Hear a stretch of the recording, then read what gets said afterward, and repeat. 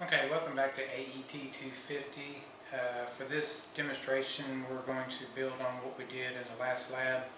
The last lab we did some message instructions and some produced and consumed tags in a ControlLogix processor, and doing those same operations in a ControlLogix processor is essentially the same, with just a few minor differences to deal with due to the configuration of the ControlLogix processor. So what I've done is I've kind of have everything already set up here. I've got my destination processor set up over here. I've already got my destination tag configured. G_dent test, so that's for my destination tag where I'm going to be writing to. So in this, my processor with the message instruction, I'm setting up a message write, and you do that just like you did with the ControlLogix. You set it up for a message type of CIP data table write, and you have your source element, which is the tag in this processor, and your destination element, which is the tag in the other processor for a write instruction. If you were doing a read instruction, of course, the source would be the tag in the other processor, and the destination would be the tag in this processor. But since we're doing a write, the source is here, the destination is there, and I've already got the tags created and entered into the message instruction. And so here's where we branch off, and it's going to be different from what you did with the ControlLogix. So what we're going to do here is we're going to set a path, or program a path for this message instruction. And in the ControlLogix, you basically just told it to use port 2 and go to a specific IP address. Well, when you're dealing with ControlLogix or ControlLogix, the Ethernet port is not in the controller card, it's actually in a remote card, and we'll look at that here in just a minute. But you actually have to tell the controller exactly step by step how to get the message from point A to point B. So the first thing we need to do is send our message from the controller that we're currently in. We have to tell it to go to the Ethernet card, which is at in this case, the other end of the rack. So when I click browse, it brings up my I/O configuration in this rack. So the first thing I'm going to do is go down here to slot 6 and select my Ethernet card, the 1756 ENBT. So that begins my path directions. So the first step, we tell the data to leave the processor and go to the card that's in slot 6. So the next step to get the data from one controller to the next is we have to tell it what port to leave to exit the Ethernet card. Well, the Ethernet card has one port, it's the Ethernet port. And if you remember back to the ControlLogix, the Ethernet port on a controller is port 2. So we're going to do a comma and then the number 2. So now we've got the data to the Ethernet card and to the port to exit the processor. So the next step is to go to the address, the next IP address on the Ethernet IP network. So the IP address of my destination controller is 10.10.10.109. And so all that does is gets the data to the Ethernet card in the remote rack. So I need to tell it where to go once the Ethernet card receives the data. So the next thing, the next step, so once we get to the card, we need to send the information over the backplane of the remote rack. So number 1 indicates the backplane, and then once we get the information on the backplane, we have to tell it what slot to go to. And in this case, the controller is in slot 0 in my remote rack. And you see now that I've completed my path, that it shows up underneath here, showing me that that is a correct syntax to send a message. So if we break this down, we're going to send the data from the controller to the Ethernet card, out the Ethernet port, across the network to this IP address, and once we get it here, we're going to send the message information across the backplane to slot 0 where the controller resides. So that's essentially the difference between ContactLogix and ControlLogix message, is when we're sending it to a ControlLogix processor, we have to give it step-by-step instructions of how to find the controller in the rack. Because ControlLogix, the controller does not necessarily have to be in slot 0. It can be in slot 0 or 1 or 2, 3. It doesn't matter. It can be in any slot. And even beyond that, there could be multiple processors in a rack, so you'd have to specify which processor and which slot you're sending the information. So that's the whole point of having this path broken down in the manner that it is.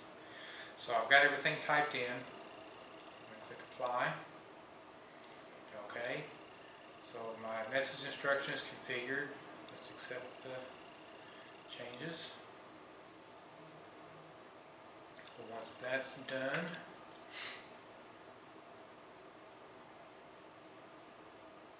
it's working on it. So now my changes are in here, so let's go to my source tag, and I already have a 15 coded into my source. And if I go to my destination, there is actually a 0 in there now. So let's go back here to my logic. Let's toggle my toggle bit to test the message instruction,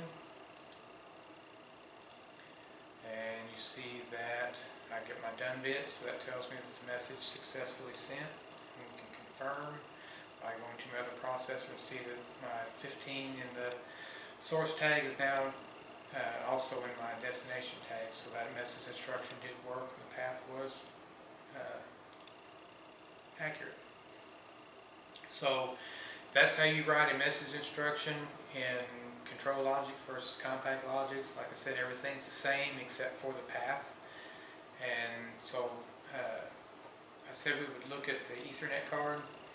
And so when you configure a rack, of course you configure all the cards, and we're going to open up the Ethernet card here. And you can see this is where you give the Ethernet card a name.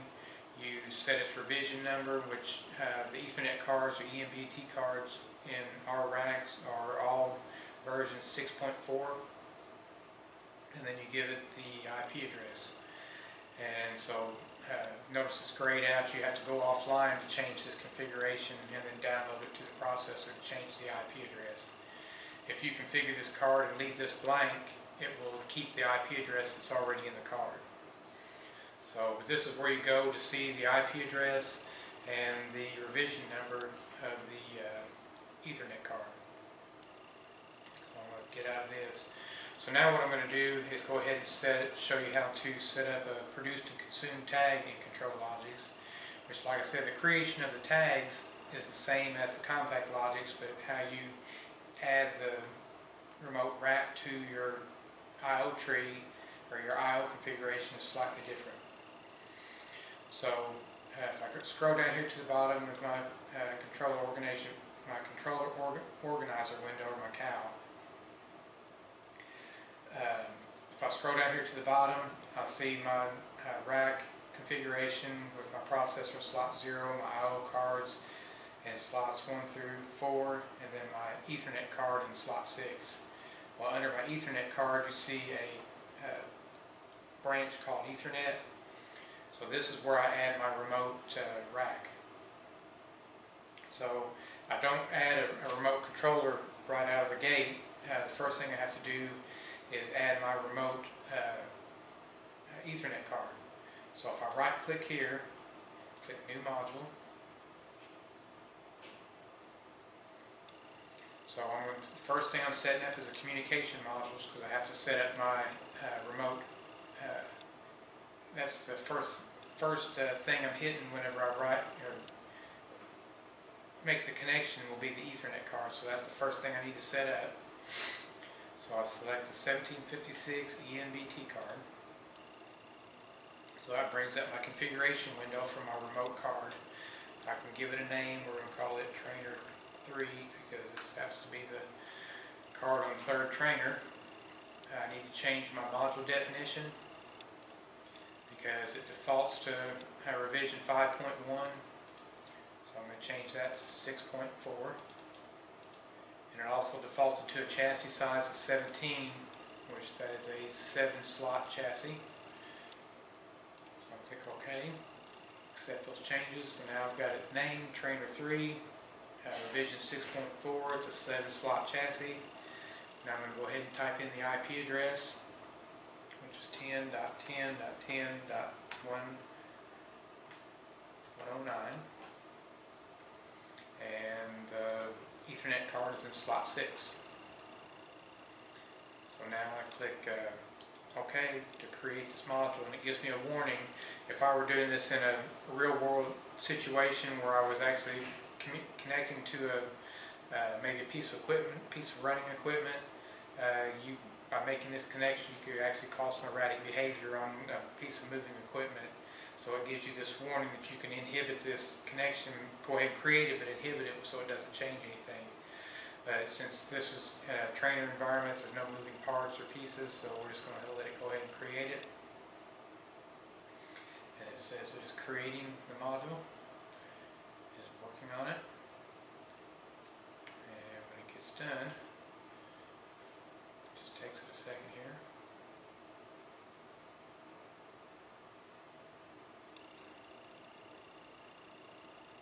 And by the way, something I failed to mention, that when we're doing the produced and consumed tags, you're going to have one processor that's producing data and one processor that is consuming.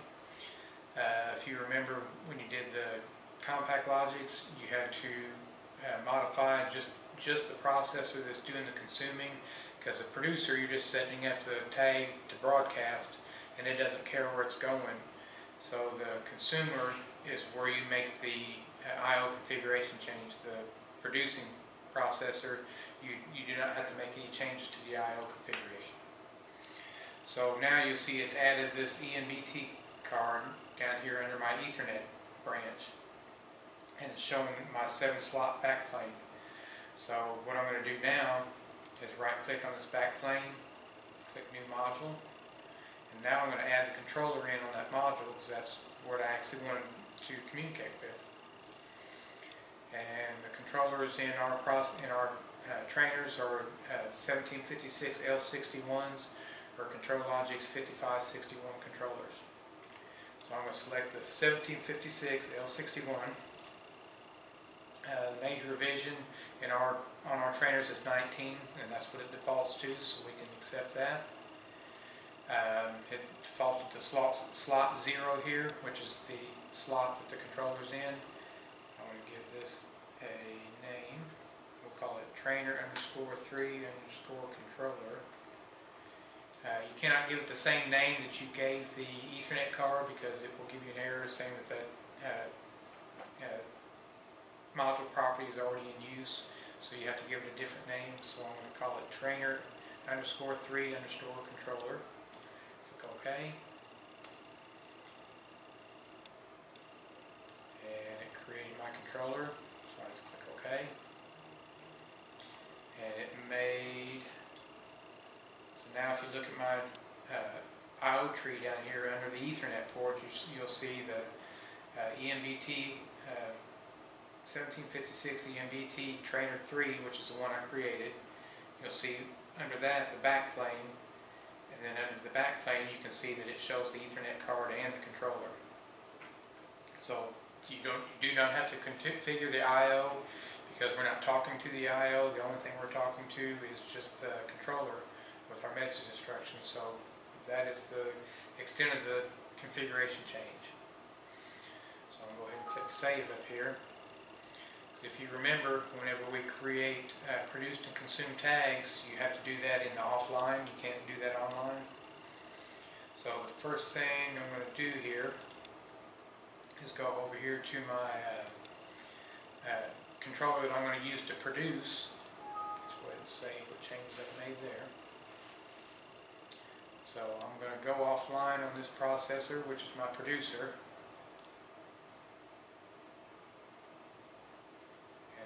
Create a new controller tag, and we'll just call it G_dent produced,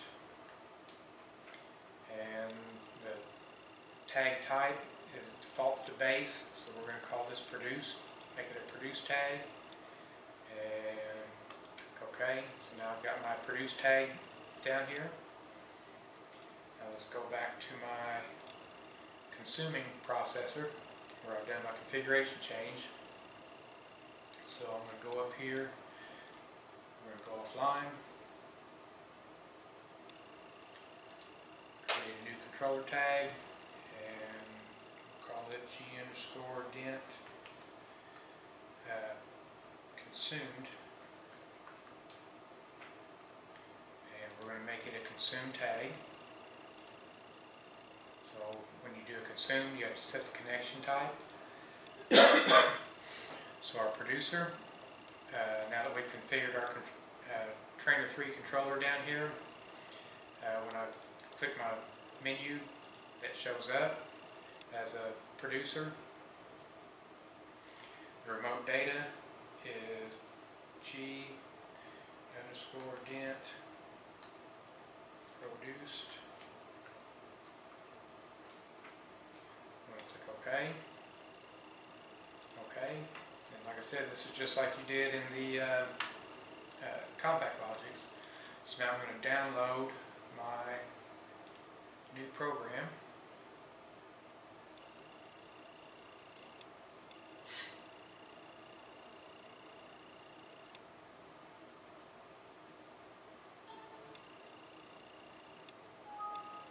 So I just need to change it back to run. If you go down here on the tree, you notice I've got a yellow exclamation point next to my Trainer 3 controller now. So it's telling me if there's an issue with that I/O, and you notice my I/O lights up here is blinking now. So that tells me there's an issue, and it wasn't blinking before, so there must be an issue with my produce consume tag. And if you go over here, you'll see that I have yet to download my produce tag. I made the change offline, I never did download it, so let's go ahead and download the program with the produce tag.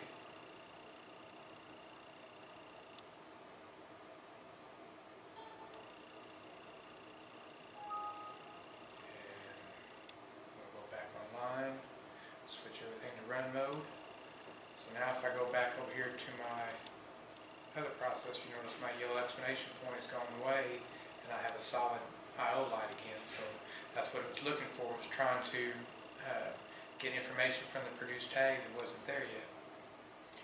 So let's go here, let's go to my consume tag, which is right here. I've got a 0. Let's go to my produced, let's put in a value, and confirm that it transferred over, and it did. So that's basically how you set up message instructions in ControlLogix. Like I said, the message instruction is very similar to the ControlLogix, except for the path that you need to set, and setting up the produce consume tags. The creation of the tags is the same as what you did in ControlLogix. The only difference is it's a little different setting up the I/O configuration of how you actually have to set it up to locate that processor in the remote rack.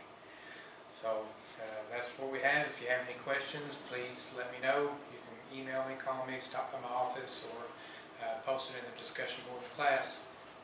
Thank you.